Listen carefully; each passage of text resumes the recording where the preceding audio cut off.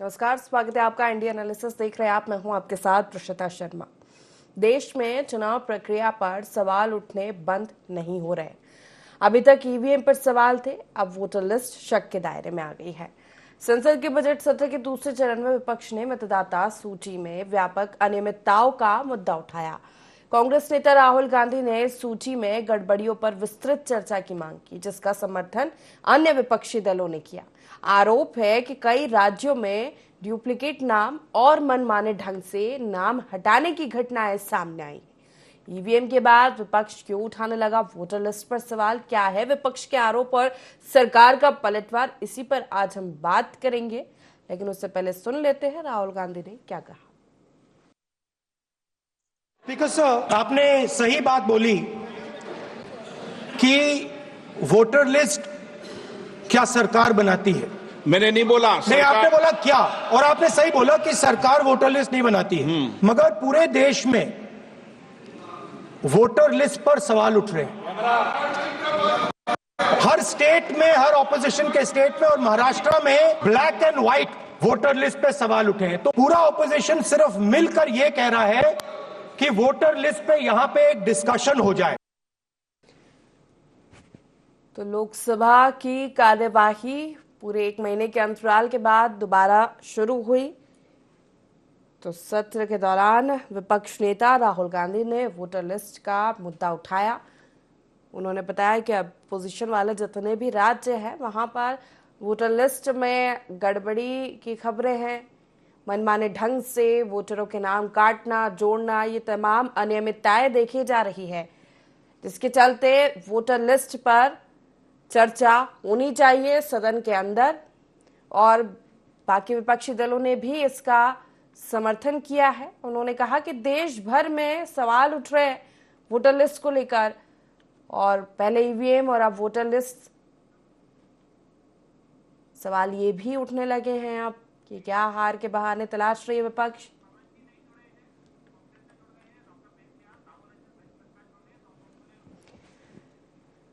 तो ईवीएम के बाद अब वोटर लिस्ट पर सवाल विपक्ष के सदन में चर्चा करेंगे। खास पैनल जुड़ रहा है, परिचय आपका करा देते हैं। हमारे साथ वरिष्ठ पत्रकार डॉक्टर राहुल रंजन जी जुड़ गए हैं, और बीजेपी से मीडिया पैनलिस्ट डॉक्टर प्रेम व्यास जी हमारे साथ जुड़ गए हैं। कांग्रेस से सचिव पवन पटेल जी हमारे साथ चर्चा में आगे जुड़ेंगे।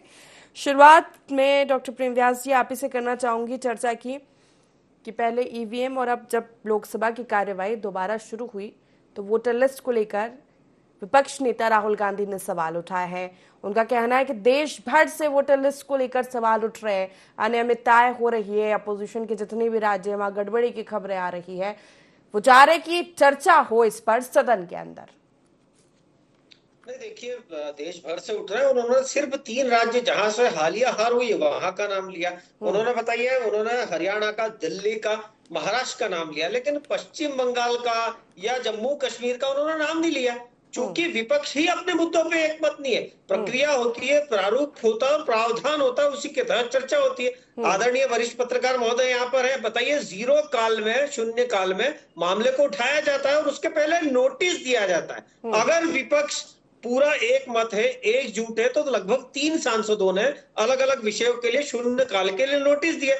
बताइए, राहुल गांधी जी के किसी भी सांसद ने या आदरणीय राहुल गांधी जी ने शून्य काल में इस मुद्दे को लेकर नोटिस दिया हो? तो उसी का उल्लेख आदरणीय अध्यक्ष जी ने करा है कि शून्य काल में अगर किसी भी मुद्दे को उठाना है तो कानून और प्रावधान के तहत आपको चर्चा करने के पूर्व नोटिस देना होगा। लेकिन चूंकि संसदीय मर्यादाओं की गरिमाएं नहीं रखना है, संसदीय जो कार्यशैली है उसका पालन नहीं करना है, सिर्फ खड़े होकर के ना मनीष तिवारी जी हो गए या मणिकम टैगोर जी हो गए या एक और थे, उन्होंने शायद कन्याकुमारी वाले विषय के लिए बात रखी थी, लेकिन वोटर लिस्ट से संबंधित कोई मांग नहीं रखी। दूसरी बात है, ईसी पूर्व में जवाब दे चुका है और हर 6 महीने में रिवीजन होता है।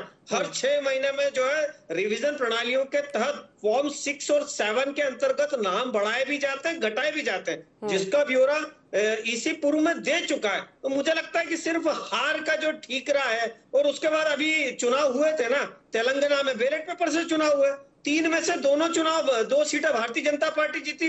कांग्रेस तो शून्य पे आई थी, शून्य से प्रारंभ और शून्य पे ही खत्म। लेकिन यहाँ पर आकर विरोधाभासी चरित्र प्रदर्शित करना है, सुप्रीम कोर्ट तक जब चुनाव प्रोसेस को लेकर दिशा निर्देश दे चुका है, स्पष्टता दिखा चुका है, उसके बाद में विपक्ष का ये आचरण मुझे लगता है निंदनीय है।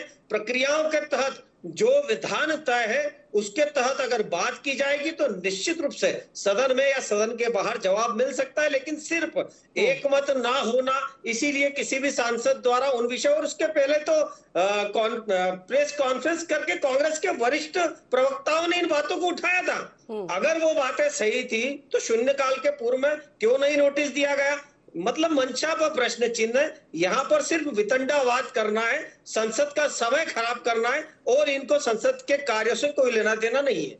चलिए ठीक है, राहुल जी से इस पर प्रतिक्रिया लेना चाहूंगी। आपको क्या लगता है कि पहले ईवीएम पर विपक्ष सवाल उठाता रहा है, अब वोटर लिस्ट का सवाल उठा रहे हैं सदन के अंदर राहुल गांधी, और उनका कहना है कि इस पर विपक्ष भी एक मत है, लेकिन जैसा कि प्रेमव्यास जी का कहना है कि संसदीय मर्यादा, अगर आप चाहते हैं कि किसी मुद्दे पर चर्चा हो तो आप नोटिस दीजिए, हम चर्चा को तैयार हैं।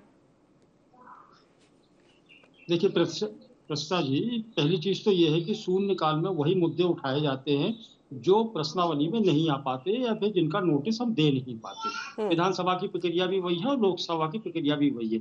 शून्यकाल सिर्फ इसीलिए होता है कि जो मुद्दे समय पर नहीं हो पाए या ज्वलंत मुद्दे हो या तात्कालिक मुद्दे हो, उनको सांसद जो होते हैं वो शून्यकाल में उठाते हैं, विधायक भी उठाते हैं। तो ये तो प्रक्रिया के तहत नहीं आता कि इसका नोटिस दिया जाए। दूसरी चीज जिसको लेकर के बहस हो रही है, देखिए संसदीय मर्यादाएं जहां तक की जाए, वो संसदीय मर्यादाएं जब होती हैं जब आप नेता प्रतिपक्ष को या पूरे विपक्ष को बोलने का आप पूरा मौका दे रहे हो या उनकी बात को आप सुन रहे हो, तो आप ये समझ सकते हो कि संसदीय मर्यादाओं का पालन हो रहा है। संसदीय मर्यादाओं के अगेंस्ट कोई भी नहीं जाता। सांसदों को ये पता है कि हमें संसद में क्या बोलना है, कैसे बोलना है, उसकी नियम प्रक्रिया है।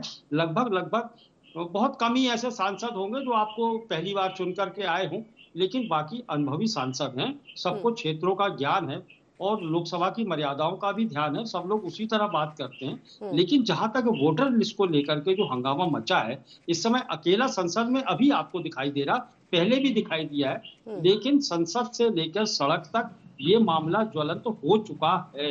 इस मामले में तो पूरे देश के लोग बिल्कुल सक्रिय हो गए हैं कि उनकी आखिरकार वोटर लिस्टों में इस तरीके की अफरा तफरी या नामों का कटना या जुड़ना किस तरीके से हो रहा है। रसिता जी, मैं आपको बता दूं कि मैं खुद ही कितने 4 या 5 बार मैं लोकसभा और विधानसभा को वोटिंग दे चुका हूं, कई बार आवेदन कर चुका हूं। मेरा ही जो पहचान पत्र है, जो वोटर आईडी है, मेरी वोटर आईडी की जब पर्ची आती है तो उसमें एक महिला का फोटो होता है। मैं बार बार कह चुका हूँ ये मेरा फोटो नहीं है, मुझे 3 डॉक्यूमेंट्स प्रस्तुत करना पड़ते हैं तब जाकर के मैं वोट दे पाता हूँ। तो ये स्थिति मेरी है। आप ये समझ लीजिए कितने असंख्य लोगों की ये स्थितियां होंगी। और चूंकि क्या होता है कि जो वोटर लिस्ट होती है, इसकी प्रक्रिया हमारे यहाँ बहुत ज्यादा फेयर नहीं है।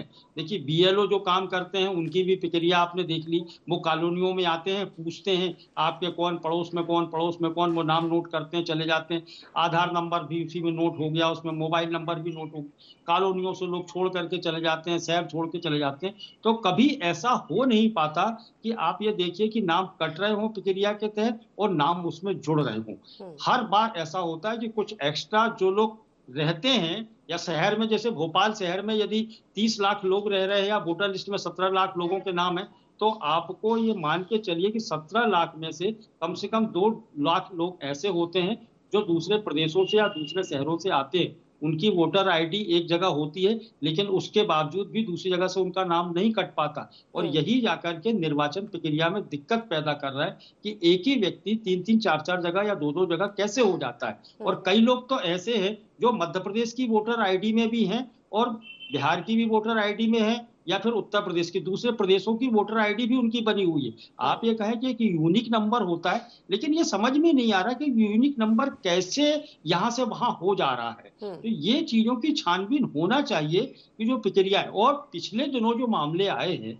जिस तरीके से वोटरों की संख्या प्रदेशों में बढ़ रही है, या अचानक बढ़ जाती है, अचानक घट जाती है, और कई लोग तो ऐसे होते हैं जो वाकई में वोट देते या चले आ रहे हैं, उनके नाम लापता हो जाते हैं। तो ये यहाँ ऐसा दिखाई देता है कि या तो पार्टी संगठन या किसी पार्टी विशेष काम कर रहा है इसके पीछे, और दूसरे पार्टी को हराने का। तो ये निर्वाचन के लिए बहुत जरूरी होता है कि मतदाता जो है, मतदाता की काउंटिंग बिल्कुल प्रक्रिया के तहत हो और मतदाता सुनिश्चित किए जाए, तब जाकर के आप निष्पक्ष मतदान की बात बिल्कुल कर सकते हैं ट्रांसपेरेंसी और और लोकतंत्र की फेयर आप रक्षा कर सकते प्रक्रिया हैं। की जरूरत है, या फिर कहे कि व्यवस्थाओं में सुधार के। लेकिन विपक्ष सवाल उठा रहा है तो सत्ता पक्ष का कहना है कि आप तो पहले ईवीएम पर उठा रहे थे सवाल और अब वोटर लिस्ट पर आ गए हैं। पवन जी, नहीं तो क्या करे, विपक्ष सवाल ना उठाएं। अब व्यास जी ने तो बता दिया कि शून्य काल में आप प्रश्न उठाई नहीं सकते, प्रश्न उठाने की प्रक्रिया गलत बता दी है। आदरणीय राहुल रंजन ने उसको बताया सही चीज। अब उनको ये भाजपा है, ये कुछ भी कह सकते हैं। अरे हम कहते हैं जहां पे तुम गलत करोगे, जो तानाशाही से संविधान को हत्या करना चाहते हो, संविधान हत्या दिवस मनाना चाहते हो, एक घर में इतने सारे वोटर कैसे जुड़ जाते हैं। टीवी में स्टेटमेंट देखा कि जिसका आपने वोटर आईडी वोट कार्ड दिया, वो बोल रहा है कि मैंने तो आवेदन ही नहीं दिया। एक भी व्यक्ति अगर गलत बोल रहा तो उसको बता दो भैया, उसकी बात नहीं करेंगे। ये बस अपना ट्रांसपेरेंसी करेंगे कि हम बस बड़े अच्छे हैं, अब बाकी सब आवाज उठाएंगे। विपक्ष का काम है आवाज उठाना। आप अपनी बात करिए। हम तो कह रहे हैं चुनाव आयुक्त ने जब दिल्ली में जो प्रेस कॉन्फ्रेंस उसी में बोला था कि 16 दिसंबर के बाद इतने लाख मतदाता जुड़ना बड़ा आश्चर्य की बात है। ये मुख्य चुनाव आयुक्त ने बोला। और ये करे क्यों ना, ये क्या करते हैं आप ये देखिए। मुख्य चुनाव आयुक्त का भी चयन किस तरह हुआ देखा आपने। मोदी जी आ गए, अमित शाह जी हो गए, राहुल गांधी जी को बुला के और मुख्य चुनाव आयुक्त का घोषणा कर दिया उन्होंने। जबकि चयन प्रक्रिया को कोर्ट में वो दिया गया था कि भाई उसको रुक लो भैया। तो 2-3 दिन रुकने में क्या हो जाता, आधी रात में ज्ञानेश कुमार जी का निकाल देंगे। तो भारतीय जनता पार्टी, इनको पता है कि हम जनता के हिसाब से तो कुछ कर नहीं रहे, ये दूसरे रास्ते दूसरे फार्मूले से चुनाव जीतने का काम करते हैं। अब किस तरह बताइए कि वो चुनाव आयुक्त जो बना है इनकी कृपा से, वो निष्पक्ष चुनाव आयुक्त कराएगा, निष्पक्ष चुनाव कराएगा। दिल्ली में आपने देखा कोई दारू बांट रहा है, कोई सोने की चैन बांट रहा है, तमाशा मचा हुआ है। चुनाव आयुक्त कहाँ है पता नहीं। बॉम्बे में देखा आपने, इनके जो महासचिव हैं, शायद राष्ट्रीय महासचिव, होटल में बैठ के पैसे बांट रहे थे। लेकिन इनका कुछ नहीं हो सकता। ये तानाशाही के संविधान से इस देश को चलाना चाहते हैं। हम कहते हैं इतने दूध के धुले, तो आप बोल दो, जब बोल रहे हैं कि हम चुनाव में हम उसमें चर्चा कराना चाहते हो तो कराओ ना चर्चा भैया। क्यों दिक्कत होती है तुम लोग को चर्चा कराने में। ये कभी चर्चा नहीं कराएंगे, ये कभी नियम के हिसाब से काम नहीं करेंगे। तानाशाही के संविधान से इस देश को चलाना चाहते हैं। ये मणिपुर में चर्चा नहीं किए, मणिपुर में किए चर्चा, इतने लोग मर गए, 750 किसान शहीद हो गए। ये कभी चर्चा नहीं करेंगे। ठीक है, जवाब वोटर लिस्ट पे जवाब ले लेते कि आप नहीं चर्चा करना चाहते हो। प्रेम व्यास जी, देखिए मणिपुर पर भी चर्चा हुई और देखिए विपक्ष का क्या रवैया था। 3 दिन तक मणिपुर चिल्लाते रहे। आदरणीय रक्षा मंत्री जी, प्रधानमंत्री जी, जब उनके उद्बोधन होते हैं तो ये भाग खड़े होते हैं। ये इनका ट्रेंड होता है। और उसके बाद में सभी संसदीय प्रक्रियाओं का धत्ता बताकर दिल्ली बिल पर तैयार हो गए थे मणिपुर की चर्चा के दौरान। मुझे लगता है आदरणीय पवन पटेल जी को संसद की वो गरिमा भी देखनी चाहिए थी। अगर मणिपुर इतना महत्वपूर्ण था तो दिल्ली बिल पर काहे तैयार हो गए थे। ये देश पूछता भी है और देखता भी है। दूसरी बात है कि जो 70 सालों से ईसी के चेयरमैन बन रहे थे, वो किस प्रक्रिया के तहत बन रहे थे। क्या वो कांग्रेस के द्वारा अलग से प्रक्रिया प्रदत्त की गई थी। लेकिन यहाँ पर संपूर्ण प्रक्रियाओं का पालन करते हुए जब प्रदत्त होंगे तो अपनी हार की नैतिक जिम्मेदारी ना लेते हुए ठीकरा फोड़ने का काम करेंगे। आदरणीय राजीव कुमार जी का जब आखिरी पत्रकार वार्ता थी तब उन्होंने पूरी ईवीएम की प्रक्रियाओं को पारदर्शी तरीका से प्रदर्शित करा। दिल्ली इकाई, कांग्रेस इकाई ने जब दिल्ली कोर्ट में मांग रखी थी ईवीएम को लेकर, और दिल्ली कोर्ट ने आग्रह करा था कि आप अगर हैक कर सकते हो तो 3 दिन का समय, भाग गए। हिट एंड रन की प्रवृत्ति में माहिर कांग्रेस के नेता। दूसरा में आदरणीय राजीव रंजन जी ने कहा निश्चित रूप से राहुल रंजन जी, जिन ईवीएम पे चर्चा हो रही क्या। एक बात सुन लीजिए प्रशिता जी, एक जवाब दे दूंगा। देखिए लोकसभा अध्यक्ष के विवेक पे तय होता है। अगर प्रश्नकाल के दौरान, शून्यकाल के दौरान किसी मुद्दे को चिन्हित ना किया हो, जनहित से जुड़े मुद्दे को, लेकिन अगर उसके लिए नोटिस दिया है तो सुनना बाध्यता है। यह मेरा आशय था पूरी बात का। अब अगर लोकसभा अध्यक्ष को लगता है उचित है तो वे सुनेंगे, लेकिन अगर नोटिस दिया जाता तो बाध्य होते सुनने के लिए। इसलिए मैंने कहा कि आदरणीय 3 सांसदों ने अलग अलग विषय के नोटिस दिए, लेकिन इस विषय कहना है कि हम कई सालों से, विपक्ष कई सालों से ये बात उठा रहा है कि वोटर लिस्ट में कई अनियमितता है। महाराष्ट्र, हरियाणा, दिल्ली में फर्जी वोटर लिस्ट बनाई गई है। और महाराष्ट्र के जब परिणाम आए थे तब तो कई गांव का जिक्र भी हुआ था कि यहाँ पर तो वोटर इतने हैं ही नहीं, ये वोट कैसे पड़ गए, कैसे यहाँ पर बीजेपी जीत गई। पवन जी, नहीं तो हम तो वही बोल रहे हैं कि अगर एक भी व्यक्ति अब ये बोल रहे हैं, ये दूसरी उसको बात को डाइवर्ट करने का प्रयास करे कि ईवीएम हैक करने का, ईवीएम हैक करने का।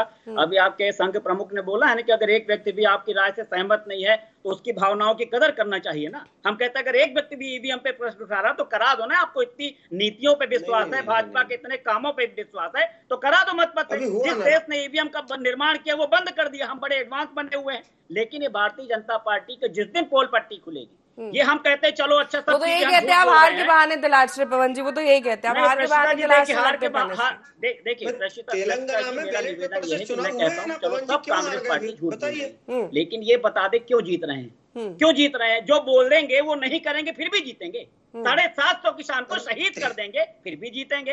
हर साल 2 करोड़ रोजगार देने का झूठा वादा करेंगे और फिर भी जीतेंगे। कौन सा जीतने का बता, बहुत हुई महंगाई की मार, अब की बार जीतोगी सरकार फिर भी जीतोगे आप। 15 दिन में काला धन आ फिर भी जीत। आप एक काम तो बता दो, लाडली बहना को बोलोगे झूठ बोलोगे, साथ में बोलते जाएंगे। इनकी स्ट्रेटेजी नंबर 2 है, जब लाडली बहना को बोलोगे 3000 रुपए देंगे और उसके बाद उसको नहीं दोगे फिर भी जीतोगे। एक तो कारण बता दो। ठीक है, आज का जवाब लूंगी राहुल रंजन जी करूंगी। राहुल रंजन महाकाल में लोगों की भावनाओं के साथ खिलवाड़ करोगे। वोटर लिस्ट को लेकर सवाल उठा रहा है, ईवीएम को लेकर उठाता है, तो सत्ता पक्ष का यही कहना होता है कि जहां पर जीतते हैं वहां पर कोई सवाल नहीं होते हैं, जहां पर हार जाते हैं तो वहां पर सवाल होने लगते हैं। रशिता जी हम पवन जी आज सवाल है मेरा राहुल जी से, अगर वोटर लिस्ट में वाकई अनियमितताएं हो रही है तो ये कितना प्रभावित करता है चुनावों को और इस पर संज्ञान लेना कितना जरूरी है। सियासत से हटकर चर्चा होए ना होए, लेकिन अनियमितताएं, ट्रांसपेरेंसी नहीं है तो ये होना बहुत जरूरी है। देखिए प्रसिद्धा जी, सीधी बात है कि यदि निर्वाचन आयोग और निर्वाचन प्रक्रिया यदि पारदर्शी नहीं होगी तो किसी भी देश के लोकतंत्र को या हिंदुस्तान के लोकतंत्र को बचाना बहुत मुश्किल हो जाएगा। इस देश को जो निर्वाचन की साफ सुथरी प्रक्रिया है उसको टीएन शेषन ने बताया, लोगों को यह अधिकार बताया कि उनको वोट देने का अधिकार है और वोट उनका कितना महत्वपूर्ण होता है। लेकिन समय काल के साथ में वोटों की चोरी कैसे होती है ये वर्तमान राजनेताओं ने सिखाना शुरू कर दिया, चाहे पक्ष हो या विपक्ष हो। यहाँ स्थिति ये है कि जो जीता वो सिकंदर, जिसके हाथ में बार बार बाजी जीतता चला जा रहा है तो वो होता जा रहा है। अब स्थिति ये हो चुकी है कि वो तो बिल्कुल महाभारत के जो पासे थे ना, ये बिल्कुल ऐसे पासे हो गए हैं कि ये बिल्कुल भ्रमित हैं। जो जितना कहेगा एक राजनीतिक दल के पास में ये पासे आ गए हैं और इस पासे के साथ में लोकतंत्र चल रहा है या निर्वाचन प्रक्रिया चल रही। ये कभी संभव नहीं हो सकता कि विधानसभा चुनाव समाप्त होने के 2 या 4 महीने बाद लोकसभा चुनाव या नगरीय निकाय के चुनाव होते हैं उसमें वोटरों की संख्या अचानक बढ़ जाए, ये संभव नहीं होता। और जहां कोई पक्ष जीत रहा हो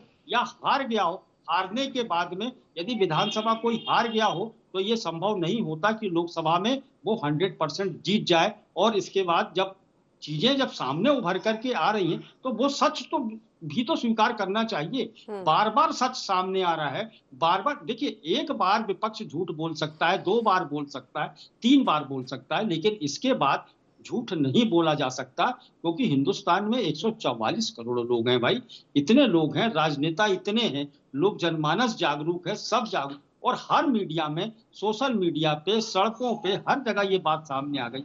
यहाँ तक कि सुप्रीम कोर्ट में भी ये बात चल रही है, सुप्रीम कोर्ट में भी ये सब चीजें सामने आ गई हैं कि किस तरीके से हो गया। सुप्रीम कोर्ट भी बार बार संज्ञान लेकर के निर्वाचन आयोग को नोटिस भेज रहा है कि वोटर लिस्ट बता दें। तो कहीं ना कहीं गड़बड़ी तो है, इस गड़बड़ी को स्वीकार करना पड़ेगा, तब जाकर के ये निर्वाचन प्रक्रिया साफ सुथरी हो पाएगी। यदि पारदर्शिता इसमें नहीं हुई, वोटर लिस्ट में यदि पारदर्शिता नहीं रखी गई तो लोकतंत्र खतरे में आ जाएगा, ये बिल्कुल तय है। भले की लड़ाई का हो सकता है कि पक्ष वालों को तो अपनी ही बात कहनी है क्योंकि अपनी बात पे तो अडिग रहते हैं, वो विपक्ष को बोलने का अधिकार है। तो संसद भी उसी लिए बनाया गया है कि जो मुद्दे उठाए नहीं जा सक रहे हैं या सड़क पर उठाते हुए यदि संसद, देखिए संसद एक ऐसी प्रक्रिया है कि संसद में कोई मामला उठने का मतलब ये है कि देश चिंतित है, देश में उस बात को लेकर के चिंता की जा रही है। इसीलिए संसद और विधानसभाएं बनाई गई हैं कि यहाँ मुद्दे उठाए जाएं, और यहाँ मुद्दे उठाए जाते हैं तो ये दूर तक देश के हम हर नागरिक तक ये बात जाती है। तो यहाँ ये कह देना, और ये भी चीज मैं बार बार दोहरा रहा हूँ कि ये चीज जरूरी नहीं होता। जैसे मान लीजिए कि संसद आज शुरू हुई और हिंदुस्तान में कोई बड़ा घटनाक्रम हो जाए तो फिर आप क्या करोगे, उसका नोटिस दोगे, या फिर नोटिस की कोई प्रक्रिया को फॉलो करोगे, वो या फिर ये होता है कि बाध्यता के लिए कह रहे थे शून्यकाल में कोई हो सांसद जाती है उस मुद्दे को नोटिस उठा के बाद देता में। है। ठीक है, जी। इसका जवाब ले लेते हैं। प्रेमव्यास जी, बात ट्रांसपेरेंसी की है, बात व्यवस्थाओं को सुधारने की है, जिस पर काम होना जरूरी। नहीं, पवन देखिए, जी आ रहे हो, 1 मिनट आ रहे हो, जवाब दे दीजिए। मैं और कपिल दोनों सिब्बल जवाब तो देता कह रहे हूँ। हैं कि पूरा इलेक्शन कमीशन ही गवर्नमेंट के हाथ में है, और अगर ऐसे ही हुआ तो तात्कालिक लोकतंत्र का क्या होगा? नहीं तो फिर तो संवैधानिक संस्था, मुझे लगता है आदरणीय राहुल जी जो विदेश में जाकर बोल रहे हैं कि भारत में संवैधानिक संस्था समाप्त हो गई है, तो या तो ये उनकी बात का समर्थन कर रहे हैं। सुप्रीम कोर्ट तक इलेक्शन कमीशन की बातों का संज्ञान लेकर जवाब दे चुका है, और अब तो मुझे लगता है कि सुप्रीम कोर्ट का जो लास्ट आदेश था उसमें वो नोटिस प्रदत्त करने तक की बात कर चुके हैं, और कह चुके हैं कि अब अगर इन प्रक्रियाओं पे उंगली उठाई गई तो वो जुर्माना तक करा जाएगा। जो वैधानिक प्रक्रिया, और मुझे लगता है जब हरियाणा का चुनाव हुआ तो लगभग 800 प्रश्न के जवाब इसी द्वारा दिए गए थे। अगर संतुष्ट नहीं थे विपक्ष के दल तो कोर्ट गए क्या? सुप्रीम कोर्ट गए, हाई कोर्ट गए। अगर उन्हें लगता था कि उनके प्रश्नों के सही जवाब नहीं मिले तो कोर्ट का रुख करना था। आपको नहीं लगता प्रेमव्यास जी कि अगर इस तरह की शिकायतें आ रही है राज्यों से, या व्यवस्थाओं में कहीं कमियां हैं, लूप होल्स है, तो सरकार की जिम्मेदारी बनती है कि उस पर स्वतः संज्ञान भी लिया जा सकता है, कि ट्रांसपेरेंसी कर दी जाए या व्यवस्थाओं को दुरुस्त कर दिया जाए? मेरा सवाल आपसे, छोटा जवाब, फिर पवन जी का रुख करूंगी मैं। प्रेषिता जी, उसके लिए फॉर्म 6 है जिसमें नाम जोड़े जाते हैं, फॉर्म 7 है जिसमें नाम घटाए जाते हैं, फॉर्म 17C है जो चुनाव प्रक्रिया संपन्न होने के पश्चात दिया जाता है। इनमें से कहीं भी आपत्ति है तो फॉर्म को लेकर कोर्ट में जाया जा सकता है, इलेक्शन कमीशन के खिलाफ खड़े होकर बात की जा सकती है, संसद में विद प्रूफ किया जा सकता है, लेकिन नहीं, वहां नहीं करना है। यहां पर बैठकर विपक्ष धर्म का पालन करना है, लेकिन जहां पर हो सकता है वहां नहीं जाना है। ये प्रदर्शित करता है ना कि आपकी हार के कारण ढूंढते ढूंढते आप वहां तक पहुंच गए जहां जमीन समाप्त हो गई। पवन जी, वाह, चलिए अब एक चीज बता दीजिए व्यास जी, कि जब ज्ञानेश कुमार जी का जो मुख्य चुनाव आयुक्त का उनको बनाया गया तो आधी रात में उस आदेश को निकालने की क्या जरूरत पड़ी, ये बता दीजिए। और जब 19 तारीख को कोर्ट में उसका बहस होनी थी, 17 तारीख को आदेश निकालने की क्या जरूरत पड़ गई? और जो उसमें पीएम, सीजेआई और नेता विपक्ष 3 लोग थे, तो एक व्यक्ति को हटा करके मोदी जी अपने मन पसंदीदा मंत्री को बनाने की क्या जरूरत पड़ गई? अब अगर 2 लोग एक पक्ष के होंगे, एक नेता विपक्ष होगा, और नेता विपक्ष लिखित दे रहा कि भाई 2 दिन बाद कोर्ट में बहस है, आप रुक लीजिए, तो आपने उसको खारिज कर दिया। ये कौन सा लोकतंत्र, हमको समझा दीजिए थोड़ा सा, बताइए, इसमें भी कुछ घुमा के बताइए। प्रतिपक्ष उसमें सहमत हुए थे कि अगर नहीं सहमत थे तो साइन नहीं करनी थी ना। ऐसा जरूरी थोड़ी कि उनका हाथ पकड़कर और उनसे साइन करवा ली गई। भाई वो सहमत हुए होंगे तब तो आगे ठीक है पवन जी, चूंकि समय की कमी है, अब क्या वोटर लिस्ट में अनियमितता है, विपक्ष लगातार आगे क्या कदम होगा विपक्ष का इस पर?